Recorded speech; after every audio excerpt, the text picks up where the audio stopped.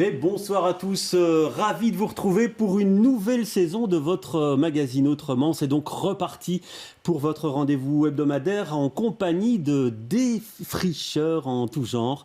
Et ceux que nous accueillons ce soir ont décidé de réinventer la manière d'enseigner. C'est la rentrée aujourd'hui pour des milliers d'élèves, mais pour certains d'entre eux, elle était particulière puisque l'école, ils la font à la maison. Mais au fait, sont-ils vraiment rentrés aujourd'hui, tous ces élèves? On va le savoir avec certains de nos invités, dont Marie, qui a 10 ans. Bonjour Marie, comment vas-tu?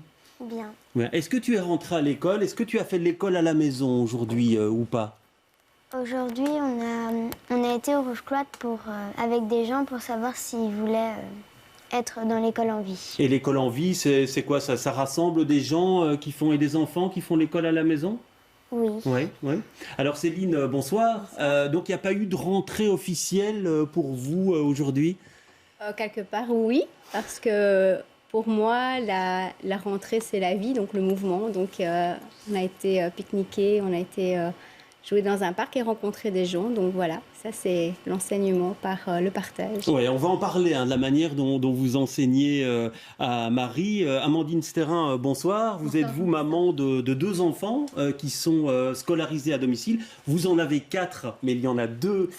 5, pardon. Mais il y en a 2 qui sont pour l'instant scolarisés à domicile. Il y a eu une rentrée pour vous? Une rentrée en douceur. On a fait des révisions, tout doucement. Et puis après... Et après, une grosse montée en puissance dans les prochains jours. Ouais. Voilà. Alors, Nathalie Botton, bonsoir. Alors, vous représentez sur ce plateau l'ASBL Enseignement à domicile. Mais vous aussi, vous avez forcément scolarisé, vos enfants sont scolarisés à la maison. Ils suivent l'instruction à la maison. Comment ça se passe pour vous? Pour nous... c'est un peu différent, donc on n'a pas été au parc aujourd'hui. Mon fils était chez un ami avec qui ils font des échanges et ma fille était à la maison. Et donc, comme elle a son CE1D qui arrive, on a commencé tout doucement aussi à se pencher sur les manuels. Voilà. Gentiment, quoi, on va dire ça comme ça. Alors on verra, vous, qu'il n'y a pas vraiment de programme précis que vous suivez avec vos enfants. Vous nous détaillerez ça dans un instant. Alice Tillemont, bonsoir. Vous êtes doctorante FNRS à l'UC Louvain. Donc vous étudiez cette question de l'école à la maison. Alors on peut dire que ça reste quand même un phénomène marginal ici en communauté française. C'est ce qu'on aime à dire, mais moi ce que j'aimerais bien montrer, c'est aussi que c'est un phénomène qui est en expansion dans de nombreux pays industrialisés. Et en ça, j'aimerais peut-être essayer de remettre en question cette étiquette d'un phénomène marginal pour le penser plutôt comme un phénomène global qui intéresse vraiment de plus en plus de familles de par le monde. Et donc pour moi, ce sont des initiatives qui ne sont pas nécessairement liées à la manière dont l'instruction est organisée différemment dans chaque contexte, mais plutôt une réaction, une envie qu'on voit naître dans différents pays. Parce que là, il y a 1 millier d'enfants à peu près qui suivent l'école à domicile sur plus de 900 000 enfants scolarisés en communauté française. Donc c'est ça qui nous fait dire que ça reste tout de même minime comme phénomène. Mais vous trouvez, vous, que ça prend de l'ampleur, d'autant plus avec la crise sanitaire? Oui, bien sûr. Donc ça prend de l'ampleur pour différentes raisons. D'abord parce que donc ici en Belgique, il faut savoir que c'est un phénomène émergent. Ça veut dire qu'on est vraiment au début. Le temps que ce soit une alternative qui soit de plus en plus connue, elle va grandir de manière un peu exponentielle. On voit dans d'autres contextes où elle est intégrée depuis des dizaines d'années qu'elle grandit toujours, mais de manière moins forte. Et donc, on peut évidemment imaginer que c'est un phénomène marginal maintenant qui va s'imposer comme une alternative plus prégnante par rapport à l'école. Ouais. Alors Amandine Stérin, qu'est-ce qui vous a poussé, vous et vos enfants, finalement, puisque c'est une décision que vous prenez ensemble, à vous dire à un moment donné, tiens, ben voilà, ils vont suivre l'école à la maison? Alors, on a eu des difficultés d'apprentissage sur notre aîné, qui a redoublé sa primaire. Et qui a maintenant 14 ans. Il a 14 ans. Ouais. Et je trouvais que c'était dommage parce qu'il y avait quelques acquis. Donc j'ai commencé à le prendre sur un trimestre et on s'est rendu compte qu'il y avait des progrès qui étaient assez surprenants. Les professionnels de santé ont confirmé ce choix-là et donc on est parti sur cette grande aventure. Ouais, une grande aventure, c'est le moins qu'on puisse dire parce que vous me l'avez dit en préparant cet entretien, quand on se lance là-dedans, c'est un saut dans le vide. Exactement. On ne sait pas si on va être capable. On ne sait pas si on va avoir les capacités, les moyens. On part dans l'inconnu, mais petit à petit, on commence à prendre ses marques. Oui. Alors, Nathalie Botton, vous parlez par rapport à... On parle de phénomène marginal, vous vous dites qu'il y a une méconnaissance, une incompréhension. Quand on se lance là-dedans, on se retrouve confronté à un mur de préjugés. Vous voulez dire quoi par là ? C'est une des raisons pour laquelle on a voulu fonder l'ASBL, l'enseignement à domicile. Donc, son objet social, c'est d'accompagner et de représenter les familles et les structures qui sont inscrites en enseignement à domicile. Mais les préjugés, c'est quels préjugés en fait ? Donc, les préjugés viennent de la méconnaissance, comme on ne sait pas que ça existe. Quand on dit « je scolarise mes enfants à la maison », les gens s'imaginent quelque chose. Puisque ils ne vont rien apprendre. Voilà, ils s'imaginent... Alors la première question, c'est toujours « et la socialisation ?» Comme si école à la maison, ça voulait dire qu'on les mettait à la cave et qu'ils ne sortaient plus. Et alors c'est « et c'est toi qui vas donner cours ?» comme si les apprentissages passaient nécessairement par donner un cours magistral devant un parterre d'étudiants. Et donc là, ça montre vraiment une méconnaissance, parce que les gens, à juste titre, puisqu'on n'en parle pas, ne savent pas s'imaginer ce que c'est. Et donc on remarque cette méconnaissance dans le grand public. On la remarque aussi au niveau des professionnels, parce que quand on a un enfant qui a un souci et qu'on va voir un psychologue, un logopède, et qu'on lui dit « mon enfant est scolarisé à domicile », ils disent « ah, c'est probablement de là que viennent ces problèmes ». Et également vis-à-vis des enseignants, quand on interviewe des directeurs d'école, il y a eu encore récemment, ou des enseignants, tout de suite ils disent « mais non, c'est pas bien parce que l'enfant a besoin de socialisation ». Et d'apprentissage structuré, parce qu'ils ne savent pas... Et de la socialisation, il y en a, c'est ce que vous voulez dire, en tout cas, aujourd'hui, de manière... Oui, tout à fait. Il y a énormément de socialisation. Personnellement, je ne connais pas une seule famille qui ne sort pas en permanence. On parlait du rouge-cloître. Et toi, Marie, tu sors beaucoup pendant les périodes d'école, on va dire ça comme ça. Tu sors beaucoup avec maman ? On va souvent dans les forêts. Dans les forêts. Et qu'est-ce que vous faites dans les forêts ? On regarde les arbres, les insectes, et on étudie un peu si on voit des insectes qu'on ne connaissait pas. Et ça fait combien de temps maintenant que tu fais l'école avec maman ? C'est la deuxième année. Céline, qu'est-ce qui vous a amené à prendre en charge l'éducation de votre fille ? Donc moi j'ai 3 enfants. Et ma première qui a 18 ans, elle a galéré beaucoup. On a changé plusieurs fois d'école et on croyait que le problème venait de nos enfants. Et puis en discutant avec plusieurs parents, on s'est rendu compte qu'il n'y avait pas que de ça. Donc il y a une grande hypersensibilité chez Marie. Et la dernière année, en 3e, il y avait beaucoup de souffrance affective. Il y avait beaucoup de maltraitance aussi dans l'école, je trouvais, au nom du fait qu'on doit faire les choses dans les règles. 31 élèves pour un prof, c'est maltraitant aussi pour l'enseignant, je trouve. Et donc, on a tenu le coup, parce que les 3 derniers mois, c'était pleurer en allant à l'école et en revenant. Et puis après, on a fait, je dirais, une année de réparation émotionnelle plutôt. Donc, quand Marie, elle commençait à apprendre, il y a plein de choses qui venaient, il y a beaucoup de larmes qui coulaient. Donc, j'ai la chance d'être coach et thérapeute, donc j'ai pu utiliser des outils avec elle. On a vraiment réparé l'enfant intérieur par rapport à tout ça. Mais voilà, c'est... Ouais. Alors, Alice Tillman, ça c'est un des choix. On voit que certains parents font le choix en réaction à une expérience négative à l'école, mais il n'y a pas que ça en fait. Tout à fait. Donc évidemment, c'est difficile de résumer les situations des familles. Chaque situation est particulière. Hein, absolument, c'est vrai. Absolument. Maintenant, je dirais qu'on peut organiser notre pensée d'une manière qui est la suivante, qui est de penser qu'il y a certaines familles qui font un choix négatif en réaction parce qu'il y a une situation à l'école qui met en évidence une lacune, ou en tout cas une perception des parents que l'école ne parvient pas à appréhender les besoins différenciés des enfants. Et donc là, on voit que ce sont des décisions en réaction, par défaut. On aurait envie que ce soit mieux, mais on décide de faire l'instruction à domicile parce que, faute de meilleures solutions, parfois aussi faute d'accès à l'école de son choix. Et alors là, on voit que ce qui est intéressant avec ces choix négatifs, c'est qu'ils peuvent se transformer en choix positifs qui va être reproduit d'année en année et auquel cas, ça devient vraiment un projet d'éducation familiale qui va se reproduire et qui devient plutôt alors un mode de vie plutôt qu'une solution à un problème. Oui. Juste une question, Alice, pour savoir au niveau légal, qu'est-ce qu'il faut? Donc, est-ce qu'il faut rentrer un papier? Est-ce qu'il faut faire une déclaration particulière? Oui, donc les parents doivent envoyer une déclaration d'enseignement à domicile au service de l'administration tous les ans pour chaque enfant avant le 5 septembre.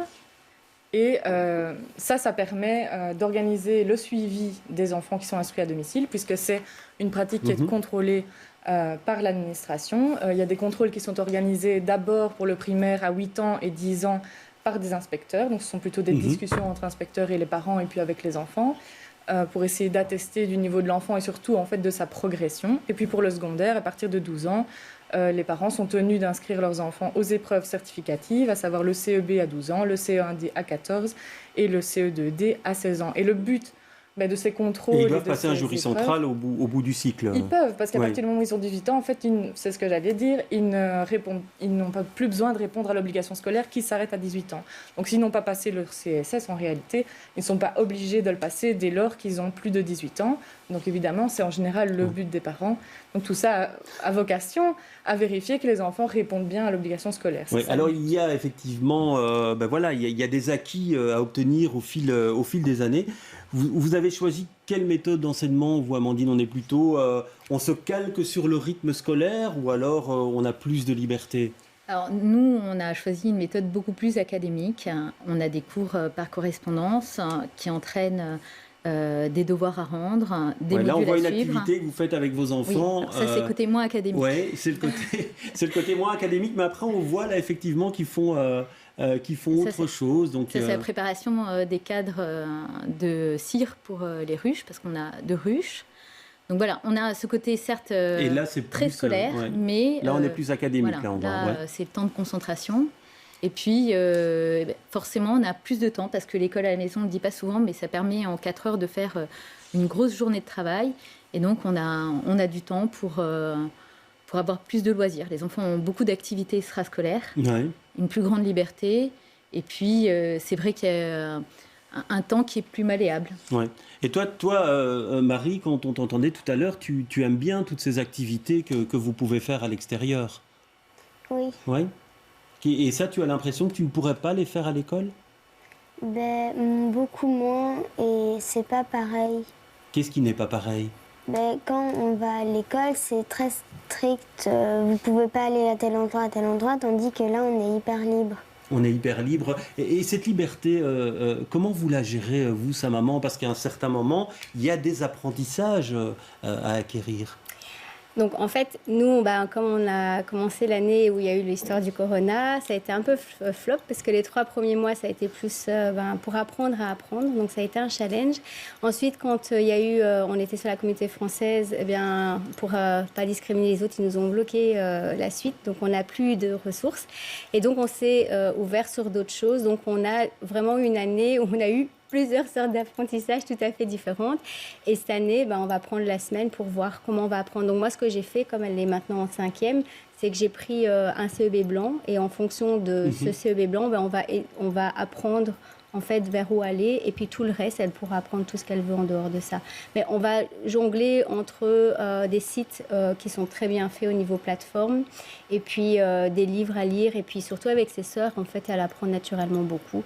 Donc, je suis une maman pas du tout académique, en fait. Oui, et vous, Nathalie Botton, avec vos 2 enfants, donc vous êtes la maman d'Apolline qui a 12 ans et demi, donc c'est l'équivalent, même si c'est difficile de parler de ça, de la 2e secondaire, on va dire ça comme ça. Dans l'apprentissage, moi je sais que vous n'aimez pas très bien qu'on fasse ce parallèle, mais c'est pour que ce soit parlant. Non, c'est parce que 12 ans et demi, elle devrait être en première secondaire, en fait. Si elle avait continué à l'école, elle serait en première secondaire, mais elle a déjà passé son CEB il y a 1 an. D'accord. En 2019, et donc elle passera son CEB à 13 ans, en fait. Et dans l'apprentissage, vous, c'est vraiment, là, vous laissez beaucoup plus vous vous laissez beaucoup plus de liberté. Donc nous, on n'est pas effectivement dans un format très académique. On fonctionne plutôt par bloc, au gré des besoins et des envies. Donc c'est tout à fait possible qu'ils fassent pendant 2 ou 3 mois d'affilée, ils fassent que des maths. Et en fait, on fait de l'évaluation un peu continue et on fonctionne par objectif. Donc on sait, OK, il y a le CEB qui arrive, il y a le CE1D qui arrive. On se renseigne avec les enfants, on regarde les programmes, etc. On se dit, bon, OK, ça je sais, ça je sais, ça je sais, parce qu'il y a plein de choses qu'on sait, qu'on apprend juste en vivant. C'est un truc... En tout cas, les primaires, on n'a pas besoin, à part un peu de grammaire, parce que la notion de pronom, d'adverbe et tout ça, ça ne vient pas naturellement. Mais tout le reste, les mathématiques, l'éveil, etc., simplement, on vit, on cuisine, on va dans les bois, on lit des magazines, on va à la bibliothèque, etc. Et on constate en faisant l'évaluation qu'en fait, on sait déjà 80% de la matière. Et puis, pour les 20% qui ne viennent pas naturellement, je parlais des pronoms et des adverbes, et peut-être le calcul de l'aire, du cercle et des trucs comme ça, là, on fait quelques apprentissages plus formels. Mais donc, nous, c'est vraiment par bloc, on va dire par à coup, en fonction des objectifs. Et donc, les périodes de liberté, ça leur laisse le choix d'apprendre de la programmation, de se concentrer sur la musique ou le dessin ou sur les découvertes en forêt, etc. Et puis il y a les moments un peu plus formels quand il faut se réaligner sur le rythme qui est imposé par la communauté française, de faire ces contrôles environ tous les 2 ans. Ouais. Et pour vous, Amandine, maintenant, donc Jean, votre fils, il a passé son CEB, il est dans le niveau secondaire. Oui. Là, on rentre quand même dans des matières un peu plus compliquées, avec de l'abstraction en mathématiques. Comment faites-vous? Est-ce que vous faites appel à des ressources extérieures ou est-ce que c'est vous qui vous en chargez? Alors effectivement, j'ai un joker en maths où j'ai délégué et j'ai de temps en temps un professeur qui vient suivre son programme de CE1D. Et, sur un donc programme ça vous a semblé indispensable à un moment donné C'était plus un confort, effectivement, pour être certaine qu'il soit bien préparé pour passer ses examens. Ouais. En sachant que nous, on est d'origine française, donc on n'avait pas forcément la notion de ces examens-là. Alors, il y a la question de la socialisation, hein, ça revient souvent en disant ces élèves, finalement, l'école, on sait son rôle au niveau social, et donc là, les enfants ne rencontrent moins d'autres enfants. C'est une critique que l'on entend régulièrement. Vous répondez quoi à cette critique, Céline? Mon constat, c'est que ma fille, avec 31 élèves, il n'y en avait qu'une avec qui elle s'amusait, avec qui il y avait tout le temps des conflits. Donc finalement, humainement, c'était très pauvre, et que maintenant, il y a moins, mais mieux. C'est exactement ce que j'allais dire. Less is more. C'est l'école, on a la quantité, on a plein d'élèves, mais on ne va pas nécessairement s'entendre avec beaucoup. Et en plus, c'est toujours les mêmes, on n'a pas le choix. On ne peut pas changer en cours d'école. Généralement, on commence en première, secondaire, et puis on se colle les mêmes jusqu'en dernière année. Qui ont tous le même âge et qui souvent viennent du même milieu social, parce que l'école est quand même proche du domicile, etc. Tandis qu'en instruction en famille, on n'est pas en permanence avec 30 enfants, mais c'est vraiment ciblé, c'est qualitatif en fait, et ça peut être des personnes âgées, des voisins du quartier, ça peut être des enfants plus jeunes dont on va s'occuper, des enfants plus âgés qui vont s'occuper de... etc. Donc voilà, pour moi, c'est très qualitatif. En tout cas. Marie, est-ce que tu as l'impression d'avoir tout de même pas mal d'amis? À l'école en vie ou à l'école en vie, oui, en général. J'en ai beaucoup, mais ils partent vite l'année prochaine. Enfin, ils partent l'année prochaine, du coup. Donc, du coup, tu dois t'en refaire de nouveau chaque fois. Ça te manque jamais, l'école? Si. Ça te manque? Les amis, les sorties et tout le reste. Les sorties à l'école. Ouais, ça te manque un petit peu.